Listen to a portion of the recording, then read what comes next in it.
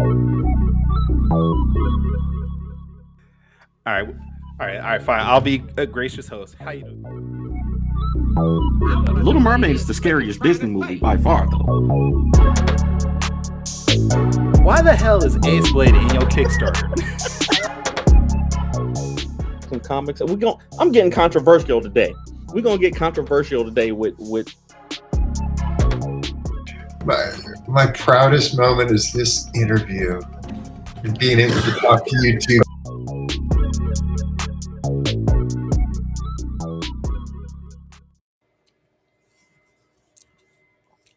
My mouth is dry. Terrible. I should have got water. Ladies and gentlemen, boys. Normally have tea. What's going on? I didn't get it. I did not get it this morning. I don't know why. Routine, man. Consistency. You got to be consistent with the routine. I told you I was tired this morning. I told you I was. Stop going on long walks. All right. Ladies and gentlemen, boys and girls, children of all ages, Taurus Comics in collaboration with Fourth Wall Productions respectfully brings to you the 68th episode of the Four Tales podcast. I'm your host, Kyrun Silva from Taurus Comics. Across the way is the magenta maker of Ace Blade, Danny J. Quick, and together we are your two award-winning blurred comic creators here to help you find your next favorite comic. We are live on the Ages of Geekdom network via Facebook, Twitter, Twitch, and YouTube. So if you're listening or watching us live, thank you for your support. But don't forget to like, subscribe, share, and review this podcast because all your positive reviews and interactions help us reach a bigger audience.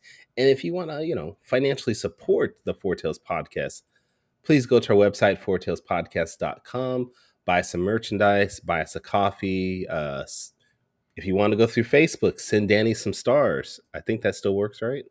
I think so. It probably does. I don't know. Yeah. So anything you want to do. Wait. Are you not on TikTok? Oh, no. I forgot. Maybe I'm tired, too. I'll get it set up. Hold on. I'll get it set up. Give me a minute. Oh, wow. See, we both screwed up today. So where's my... The man don't even know where his phone is. That's all right, Danny. How's it going? How you doing? It's going good. I knew I was forgetting something. I just couldn't remember. What happened was I'm working on these takes because we got a new guest. We got a guest that graciously came in at the last minute to save our show. And I was working on quick takes. I'm in here trying to put that together. And I forgot to set up my TikTok live. But I'm gonna do that right now. I agree with Javon. I'm surprised you weren't twitching and going through convulsions, be like, something's up, something missing. Something not right. Something not right here. My spider sense is tingling. My Ace Blade senses. Yeah. All right, man. So how was your week? This was the big week for you, right? Yes, my birthday was on Monday, and I am now 38 years old. So that means I'm half as old as Kyrun, and now I'm starting a new chapter in my life. A chapter of Okay, why we gotta disrespect me like that? Just say you're half. I'm starting my life as a Jedi.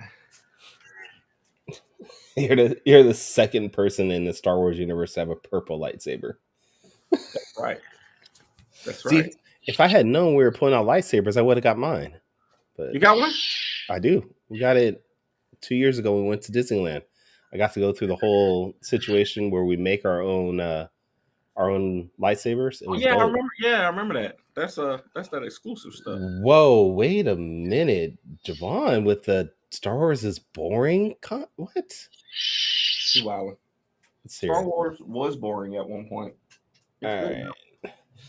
Tony Clapper says, "What up, guys? Thank you for being on. If you guys notice, we're actually putting your chats on the screen, so please make sure, especially if you're on Facebook, hit that link right there so that we can see who you are.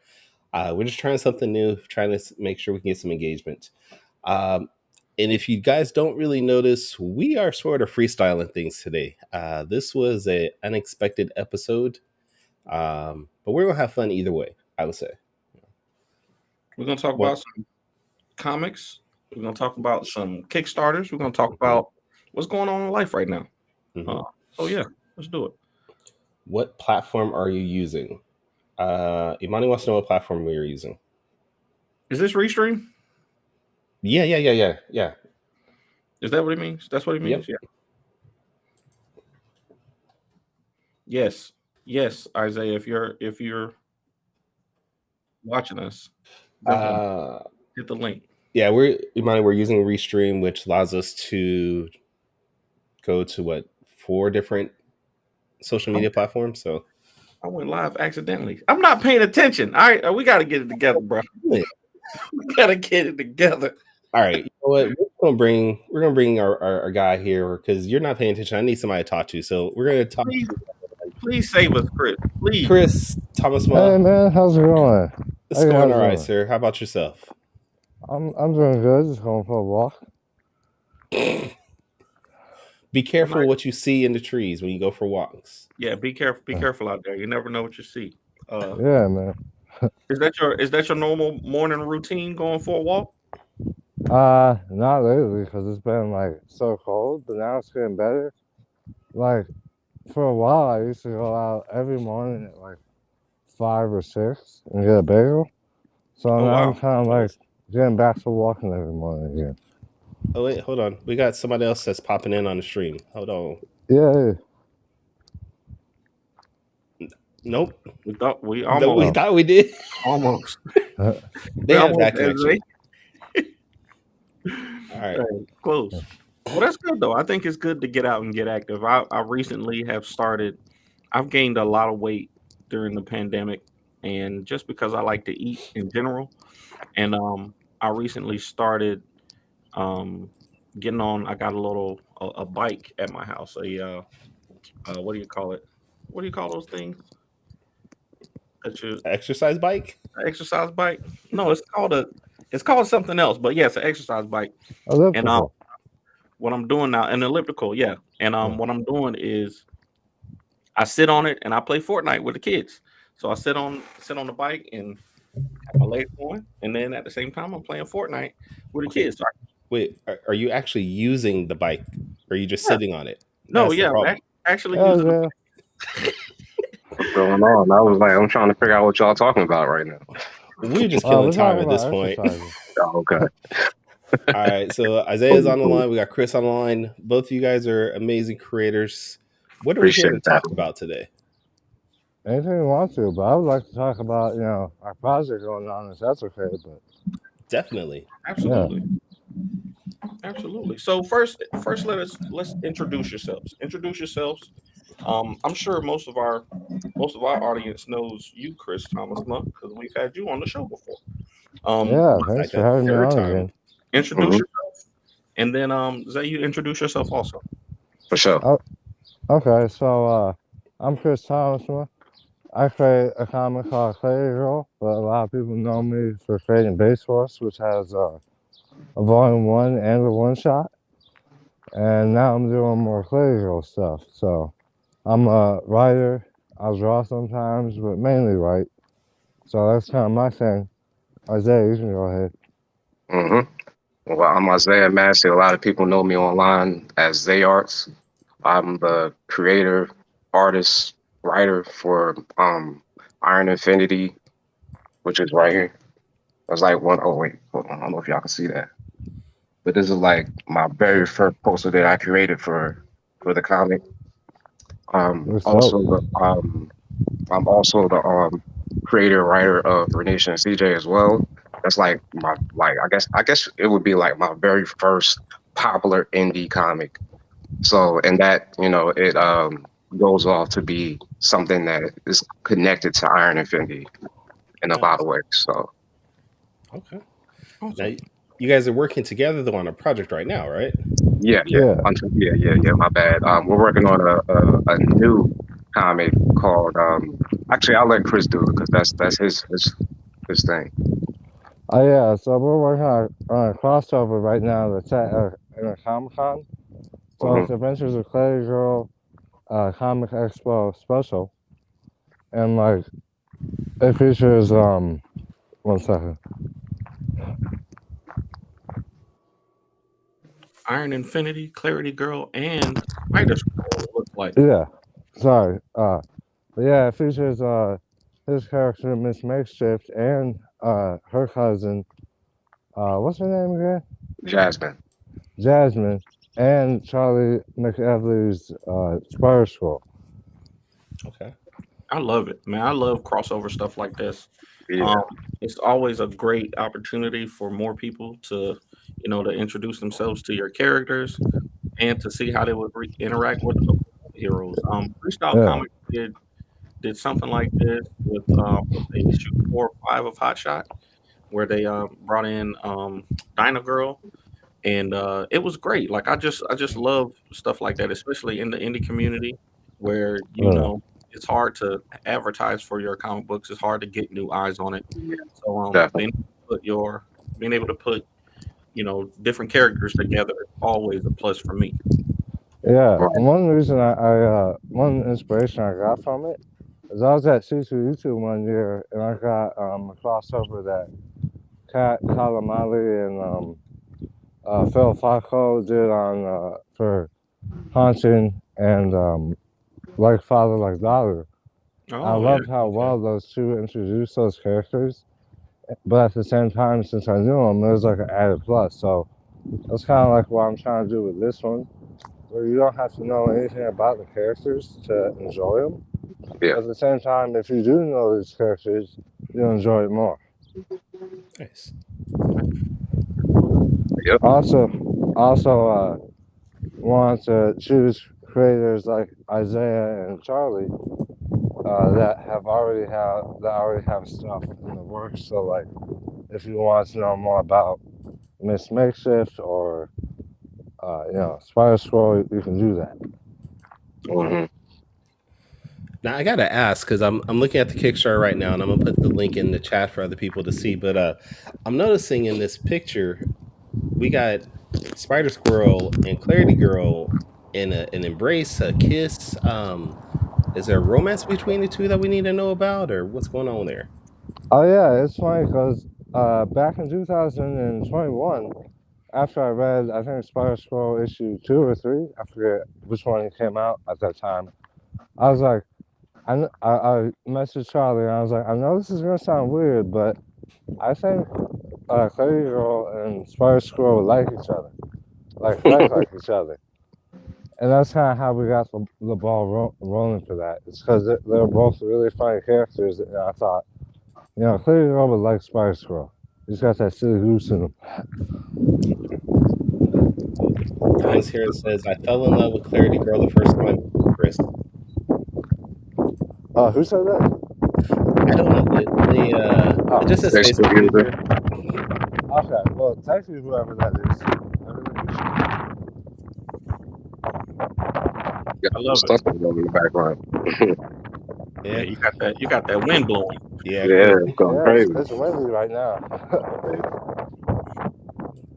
But yeah, as far as the comic's concerned, like it takes place mainly in a comic convention setting. And my last comic convention was like MomoCon of last year, Okay. and that was the first convention I've really been in probably like 6 or 7 years. So like just being a part of this project, like kind of like brought back memories of when I went to MomoCon and I was attending it. So I guess that's kind of another reason why I wanted to join this and why I wanted to put this, a lot of the writing part together. Cause like I just like the convention scene. Like it's cool as hell, especially when you're there making money. Yes. I So was gonna ask where did the I was gonna ask whose idea was to put it in a convention. I really it like was that. actually, I think it was Chris's idea, if I'm not mistaken. Yeah, I've always loved Comic Cons, and like for so many years, I'm like, I want to write a comic book story in a Comic Con. I always had this idea for one, and then a subplot for a comic book creator. That's what really got me like, oh, now I know what to do with this. So me and Charlie worked on the subplot for the comic book creator story, and honestly, like, there's a scene in that where I'm hoping it's funny just so people can read that scene and why I love comic book conventions so much. So that's why this crossover it's really interesting to me because it answers that question of why I truly love Comic-Cons. Now, is this a book that possibly could lead to more cross-ups between your characters in the future? Oh yeah, someone who saw the crossover offered me a crossover, and we've already been working on that crossover already. Wow. So Okay. yeah, we just have to get through this one first. Does it help? Does it help that Isaiah, you're artist, right? I'm looking at your Yeah. page. I see a lot of great art on here. This is Yeah. I'm not as familiar with your work, so this is great art. Appreciate you, man. Appreciate you. So who is I'm looking at the Kickstarter page. I just backed, by the way, because I honestly this is my first time seeing it. When Thank you. Kyrun sent me the other day, so I'm just backing it now because I definitely want to get it. And I'm looking at the art team on here. So we got the creators, Chris Thomasma, Charlie McKelvey, who knows the creator of Spider-squirrel. We got Isaiah Massey, yourself, and then we got Sharon Shiro Gauthier. But yeah, So is she the main artist for this book? yeah, they're the main artists for this book, and yeah, that's pretty much it. I don't know what I was gonna say after that, but yeah, they're the main artists for this book. A backup story as the back of that done by Nicholas Torres, where Clay Girls with a little kid. So we got that one that's gonna take the Clay Girl as a teenager. I love it. And one of the rewards, at least I enjoyed or I thought was really interesting, was this Q&A between you and the backer with all three of you guys. Now in this Q&A, what can we expect if we are going to back it? Is it going to be pretty low key? Is it going to be fun? Like what can we expect with that? Another interesting thing, another awesome thing I love about Comic-Cons. So it's going to be like a Q&A panel where you guys can ask us anything about the book. Sometimes we'll go off topic. Really, it's going to be kind of like a Comic-Con panel, which can be fun.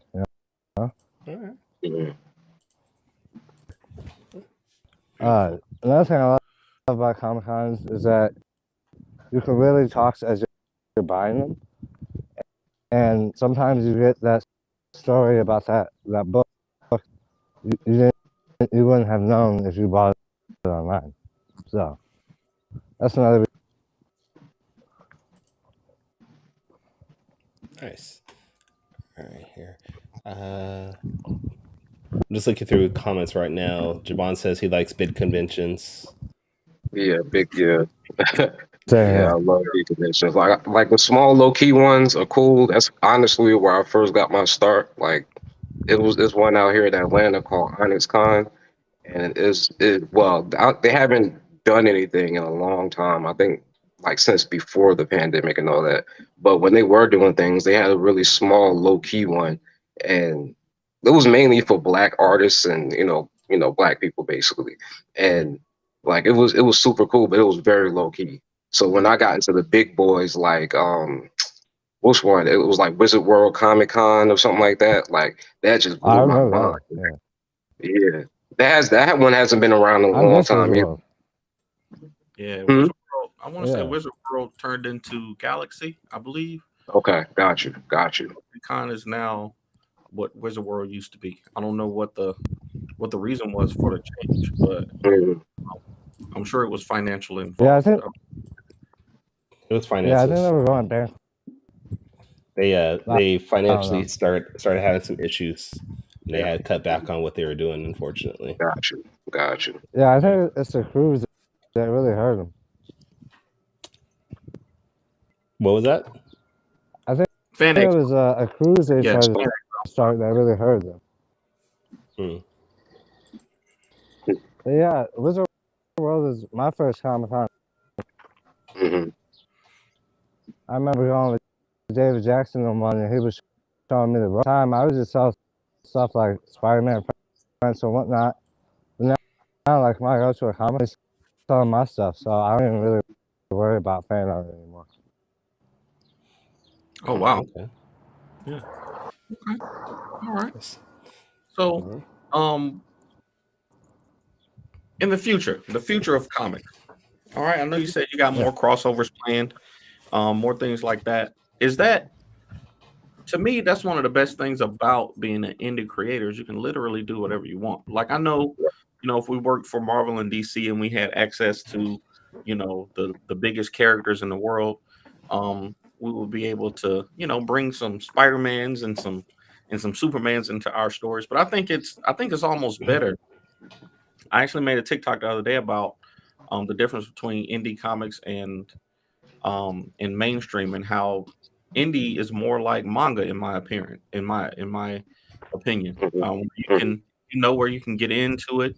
It's not 300 issues that you got to figure out which version of the character you relate to. If you see indie characters book, you kind of know what you're gonna get. You can kind of see and tell what it's like, and most of them are 2 to 10 issues. So I think, like, for the future of comic books, indie might be the way to go, because from what I'm hearing, a lot of people are disinterested in buying old school stuff these days. What do you think about that?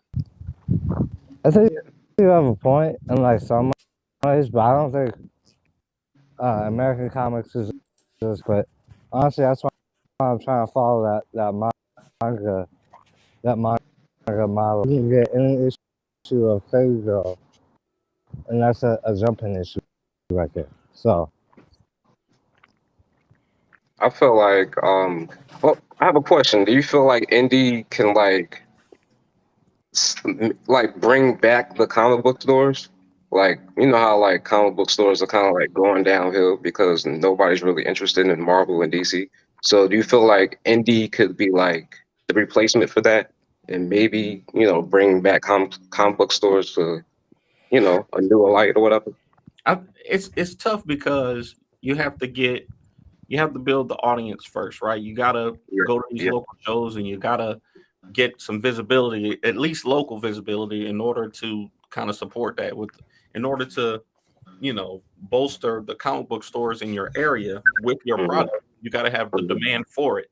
So it's kind of hard to do when you got to spend $1,000 on ads just to get your stuff seen, and you got to put out enough content to keep people engaged. But I think if there was proper infrastructure, or some support for it, it really could be, because I know I got 4 children, and they all love manga, because when I take them to the comic book store, there's a manga section now. They can go in there and they can see Haikyuu, and they can see, okay, book 24 of My Hero Academia is out. They can go in there and see that. And they can go into Barnes and Noble and see that. They can go into Walmart and see that. Anywhere they go, they can see these books. So I just think it's going to be tough, but I just think that it could definitely. But there are books like Bitterroot, and Image has a lot of books that still have that same kind of following, because they're more diverse. They're not all superhero stuff, and the kids are into that stuff. The young people are into that stuff. And I think there's Javon also has a good point on this too. He was all like, indie comics don't come out on a monthly basis. That does hinder us in any way of actually getting traction in a store. Because if you could tell a store that you're only going to produce 1 book a year, they're not going to be too interested in doing that, because they have to find a way of producing money on a monthly basis. So until we can get that high quality book on a regular basis, there's no way for us to circumvent what Marvel and DC are doing, unfortunately. And I'm not gonna lie, that's legit my schedule. Like, I do 1 book a year. Yeah. So Yeah, I'm just realizing this is my 10th year doing comics, and we literally have 10 books out at this point. I'm hoping to speed up that hoping to speed it up a little bit to 2 or 3 books a year, but that's gonna be that's hard to do. It's hard. Kyrun can do 6 books a year, but it's tough. Wow. We also need we need to lessen this narrative that comic books as a whole are doing bad. Are they as good as they were back in the 90s, early 2000s? No, but they're still doing well enough for Marvel and DC to make a good profit every month. So they're not doing billions of dollars, but they're still making millions of dollars of profit every month off of us. So we need to we need to change that narrative a little bit when we talk about comics in general. No, I don't mean to say that comics are dying or that comics are doing bad. I just mean that the general audiences are not going to comic book stores that's the main place to buy comic books, like the monthly comics that come out, the individual issues. And there's a dedicated fan base that's still going to these stores, and I'm one of them. But me too. The general audiences are not able to find these books because they're not in Walmart and they're not on Amazon, readily available like it was back when we were kids. Right. Yeah, I also just want to say that a lot of this has to do with name brand too. I was promoting the previous Kickstarter stores, and now told me no. Like after I did my pitch and everything, but a lot of reasons that stores will carry something is the name brand, like anti-toxic press, that kind of stuff. So I think name brand outside of it would be good to have Marvel and DC on there, or for your character to be a household name. But that's goes back again saying about that. Not with Marvel and DC. Oh, well, yeah, but yeah, I'm good with that one. Y'all can have that one. All right, so there's an interesting question in the chat here from BHND The Scene. It says, when it comes to Black creativity in writing, we excel commercially and critically in every genre except for superheroes in comics. Why is that? That's behind the scene. I get that, but I see it now. It is behind the scene. Whatever. I think it has to do with like Javon said, we gotta stop being concerned with the general audience, because the general audience sees a specific type of character as the superhero, as superheroes or whatever. I think especially for Black creatives and Black audiences who want to see Black heroes, there's plenty of us who buy these books. I got 4 boxes full of just Black superhero comics. I got Nubia, and I got Storm, and I got Black Panther, and I got Luke Cage, and I think there's a great audience for that. And I hate to say that Javon is right, because he rarely is, but those general audiences aren't gonna be receptive to that right now until it's a character like Black Panther or Miles Morales who's had that cachet over the last decade or last 2 decades, that they've seen enough alongside these other heroes, that they can support, in a general sense. So that's just my 2 cents. Yeah, I might have a controversial opinion here now, but I think us Black creators are. We couldn't hear you. I can't hear you, Chris, over the wind. The wind is killing you. Sorry. And I hate to miss the controversy. Say it again. I was gonna say, I don't think us Black creatives are doing enough with superheroes. Like, there's not enough new stuff out there. Like, you pretty much see the same skin tone, the same hairstyle, the same everything, and most of the time the same powers. So I don't think us creatives are doing enough, in my opinion. Like, one reason I created. Can you hear that? Yeah, we can hear that. Yeah. So am I wrong in thinking that the milestone characters? Am I wrong in thinking that the milestone characters are the biggest Black characters created by Black people? Yeah, I think so. Black Panther, Miles Morales, Spawn. Those are all white people. Storm were created by white people. But they don't use them in any media. Yeah. Static. Unfortunately. Static, I think, is the biggest. Who created Blade? Who's the creator of Blade? Isn't that Gene Colan, I think? Yeah, I think it's still white people. I'd say Static was probably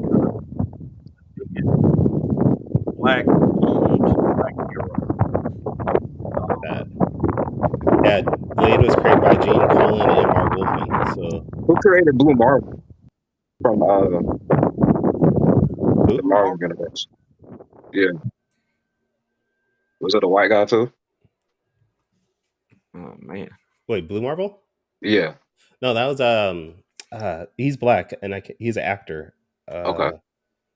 Oh, the dude who created what's that vampire movie? Yeah, yep. Got you. Okay. Yeah. Interesting. And I noticed they don't use him. Marvel, they don't use him at all. Like they're not trying to put him in anything. Kevin, how do you say his last name? Kevin Gruvo? Kevin something, yeah. Gruvo, I think. Yeah, I don't know. I think the last time I saw Blue Marvel, anything was like an Avengers it was like their Black Avengers team, wasn't it? Yeah. With Spectrum. That one was dope though. But I'm talking about like the movies and the video games and stuff. Like you don't never see him in anything. Nope. That's kind of crazy. Yeah. That is wild. I mean, I use his I don't know if y'all play Marvel Snap, but I use that Blue Marvel card all the time on Marvel Snap. Yeah. I see the advertisements on YouTube all the time. That Blue Marvel card come in clutch. But I think, stuff like that, just like somebody in the comments said, they just don't, or maybe it was you, Zay, who said they just don't use them in enough stuff. They don't use static enough for people to see him. I mean, it's good to see him in Young Justice. It's good to see, the Batman Beyond, future episodes, crossovers and stuff like that. Back to, connecting it back to y'all's book. It's good to see him in crossovers and stuff like that. But we need to see, these characters get their own series and their own animations and their own movies. Yeah, Static should definitely get like the Miles treatment. You know what I'm saying? Like the Spider-Verse and the movies and all that. Like he should get that, but he's not. And I don't understand why. It's definitely I think you do understand why. I think you understand. I think you But no, we definitely gotta, but that's why I think it's important to go to these comic book stores and to continue to buy these books. We had a conversation about, one of these books that came out recently that the art was, kind of subpar, but we still all went out and bought it because we wanted to support. We all wanted to make sure that they keep being able to put out these books and they keep getting the support because we know that artists are underpaid and overworked. And sometimes, you just gotta support your people to make sure they get to that next level. Right. Hooper, thank you for putting that second comment in about your comparison between Static and Magneto, because I was trying to see where that was going at first. Oh.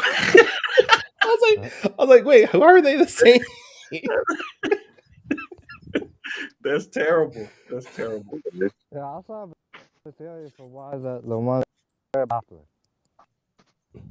Wait, say it one more time. Sorry, man. Well, I have a theory for why like the white ones get more popular.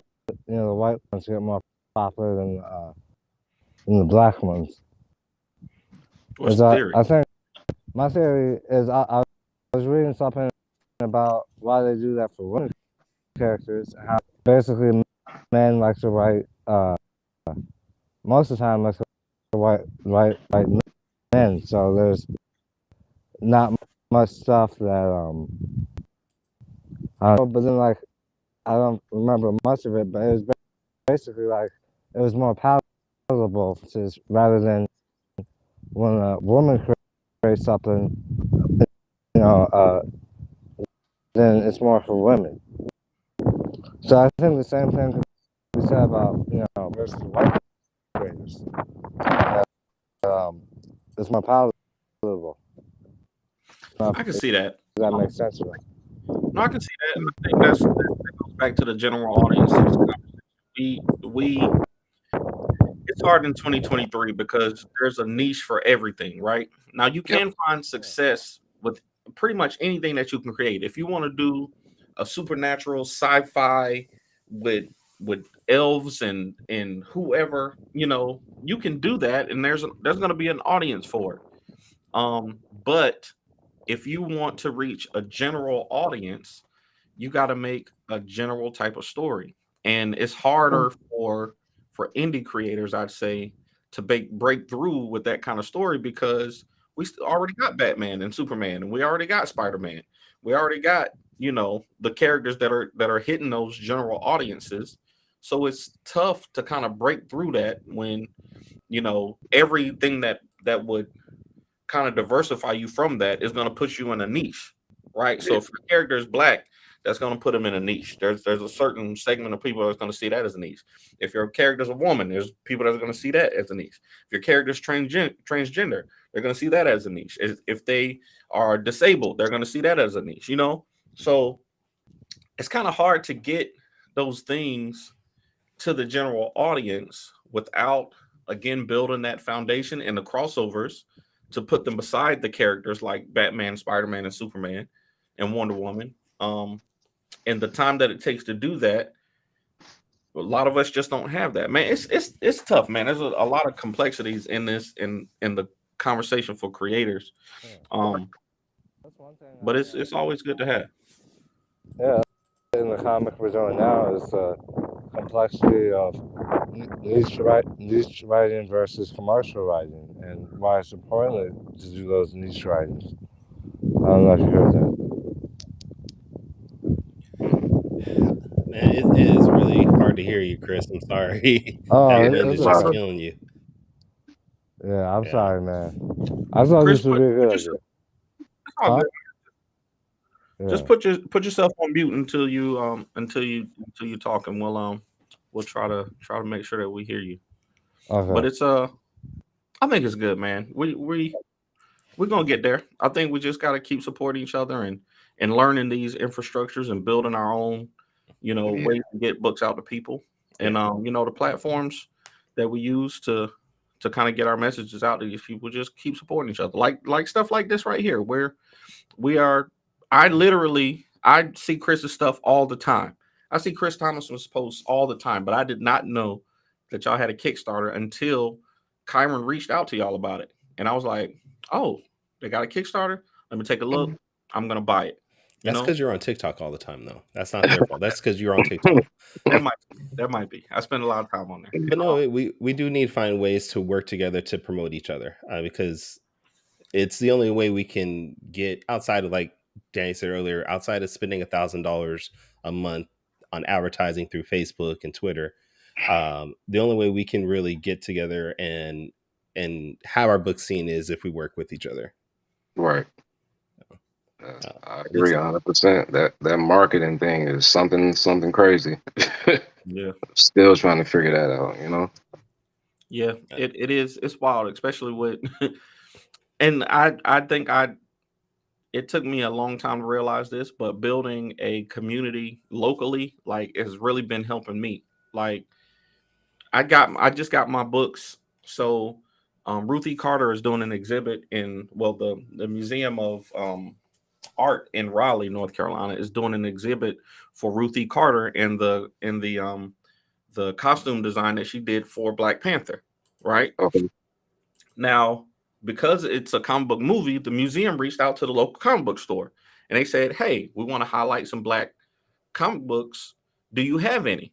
Because I have a relationship with the comic book store, they reached out to me and said, hey, Danny, do you got any copies of Ace Blade that we can buy to go into the museum? Right? Wow. So now, because I got a relationship locally with this comic book store, they reached out and said, hey, let's get your books into the museum with Ruth E. Carter's exhibit on Black Panther. So now, I got 10, 15 issues of my comic book sitting in there, where people, and I've had people send me pictures already, like, oh, I didn't know they got you. They were like, Danny, Ace Blade is up here in Raleigh. I was like, yes, I did know that, but I appreciate y'all letting me know. Wow. So building that local community is very important, and it's hard. It's so hard, but it's so important also. So that might be something I wish I would have done way before. So yeah, I'm definitely gonna look into that. I need to do more local stuff for sure. Chris, I see Chris in the comments, man. I got quick Yeah. takes for you. I got He quick bounced takes. out, so we could do quick takes with Isaiah. Yeah, Isaiah, you can answer these questions. They were for Chris, but we're gonna ask them. We're gonna ask them to you. Bet. I don't have a video, man, so don't worry. So don't wait on that. Okay. All right. So Isaiah, I don't know if you've seen our show before, but we usually do a rapid fire Q&A session called Quick Takes with our guests, where we ask you 5 questions, and you have to answer them off the top of your head. So, sheesh. yeah. So what we're gonna do? These are all pretty general questions, so I think you should be able to answer these. Okay. Yeah. All right. So question number 1: what are the best kinds of Kickstarter rewards? Anything having to do with like toys, like 3D models or something like that, statues. I feel like something like that is cool. Okay. I love toys. I wanna get to the level we can do that. We're gonna get all 5 of these done. It's expensive You went from book to shoes. You just skipped the whole toy option. You just went from Toys book to toys are hard to get. I can't. Shoes are cool too. I did shoes for my last Kickstarter campaign and it actually did pretty well. So Shoes are cool, but toys are hard to do at high quality. Like to get some yeah, get it's good quality expensive. toys made is expensive. So all right. Chris is still in the chat. He said anything you can't get normally. Okay. Yeah, That's his That's answer. great answer. Question number 2: what is more important as an artist, consistency or skill? I feel like that's like having. Can I do like a middle ground? No fences. Sheesh. Skill, I guess. Yeah, skill. Okay. Yeah. All right. I think it's see, and Chris disagrees with you. He put consistency. I do think it is. It's tough because I know my kids, my 2 oldest they're just good. Like the first time they picked up a pencil, they were able to draw, Yeah. But my son, he likes to do it consistently. So he's gotten to their level. He wasn't as good as them, but because he's consistent, he's gotten to their level, So I don't know. That is a tough one. Y'all heard it first. it's Ace Blade number 7 and 8, drawn by Danny J. Quick's children. Just watch out. Kendra's working on colors though. Colorist. I'm trying to. You already know. You I already know know what I'm trying you. to do. You already know what I'm trying to do. Real quick, Javon saying he's buying a 3D printer. Please let me know when you do that because I've got some ideas for. I need 3D printed, so let me know when you get that. Yeah, if you can. I tried that, Javon, and it was because I bought the cheaper one to try it out. I couldn't figure it out. I had designs done and everything, and I couldn't figure out how to get them made. Wait, you had a 3D printer and you didn't tell me? I had one. I gave it to Wally so he could figure it out. I couldn't figure it out. I literally tried. I tried for like 6 months to figure that thing out. I bought the y'all East Coast people just be sticking together. Don't even think about nobody here on the West Coast that could, need things. I got a lightsaber. Yeah, my lightsaber is better. It's green. All right. It's custom too, so you can't have mine. All right, go. Come on. Quick takes. Come on. Knock it out of my holster. Lord. Yeah, this is every episode. I wanted a break. All right, question number 3. How important is it to have influences in art? It's very important. I have a lot of influences, as you can see. So yeah, it's very important. Does having an influence, like a person that you look up to or a style that you look up to, help keep you motivated, or is it more about kind of seeing where you want to go with your artistic journey?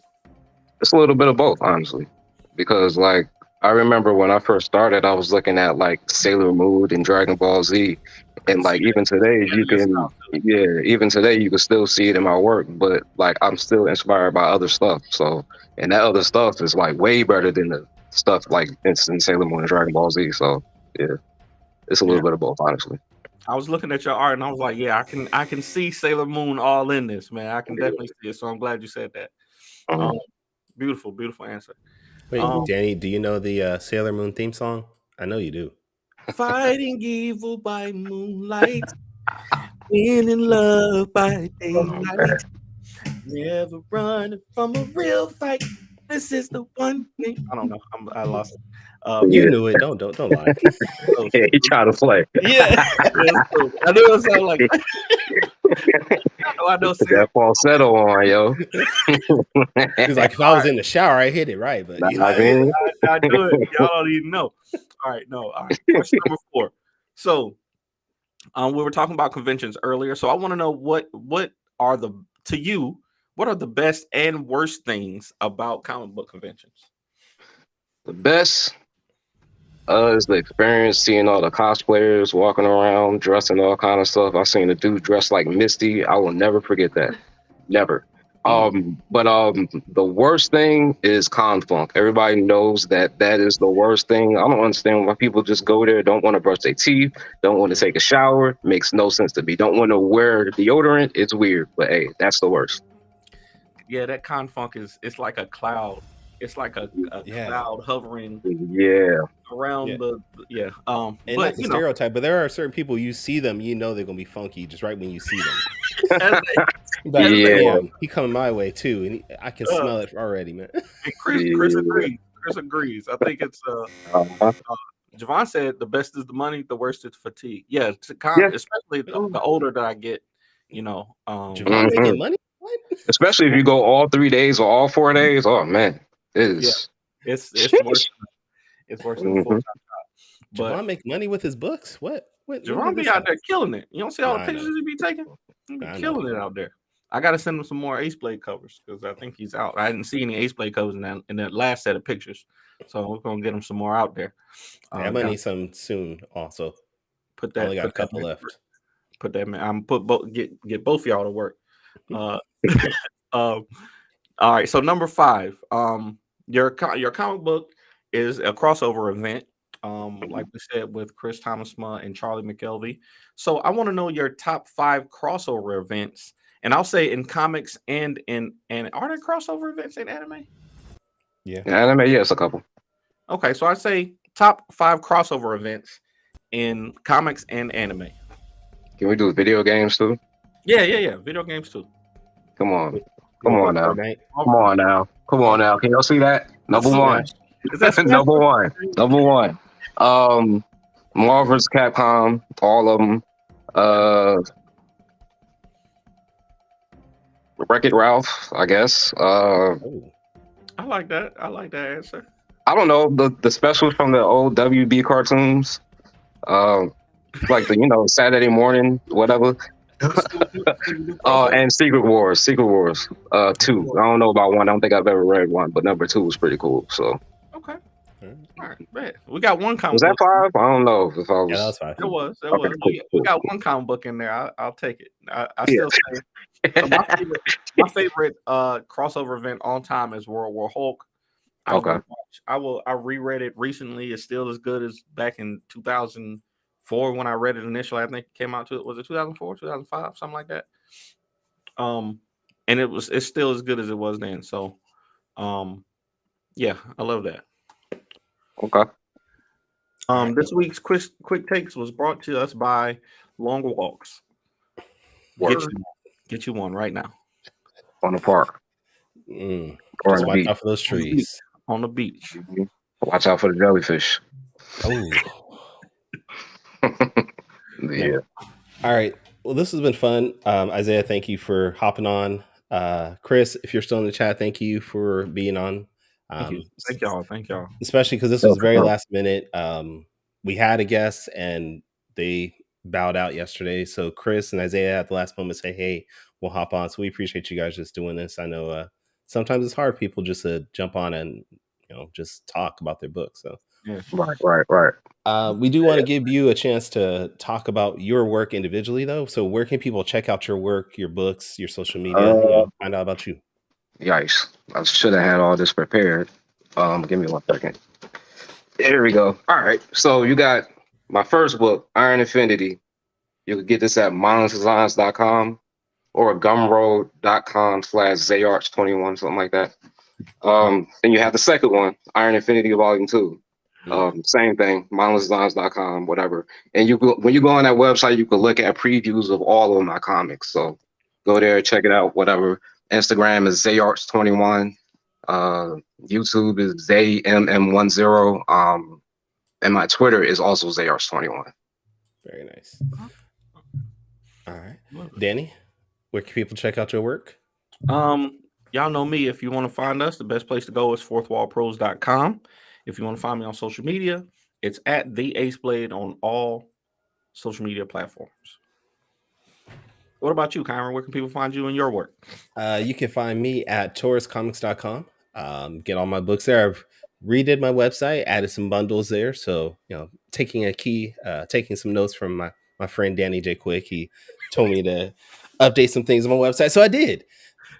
You can also check me out on Facebook, Twitter, Twitch, YouTube at Taurus Comics. And if this is your first time checking out the Four Tales podcast, please go to our website, fourtalespodcast.com. You can find all our past issues, all 67 of them there. And, like I said, you can support us financially, buy some merchandise, buy a coffee, just, help us out a little bit. But please make sure you're back here next week, the 15th of April. This is... What cover? Sorry. What's happening with that cover? You talking about my Iron Infinity one? I don't know. You're talking about the. Oh, never mind. My bad. Well, I saw the comment that Vicinia said, "What's happening with that cover?" And I'm assuming she's talking about the cover she did for me. And I'll tell you, Vicinia, if you're talking about the cover you did for me, it is actually at the printer. I'm just waiting for it to come back.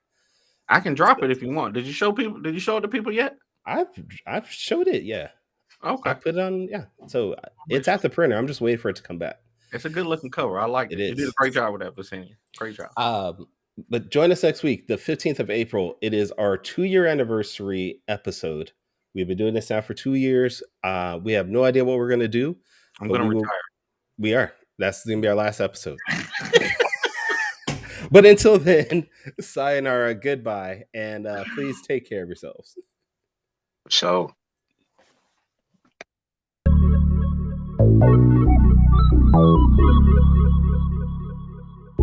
I want to know what it is Quick is trying to say.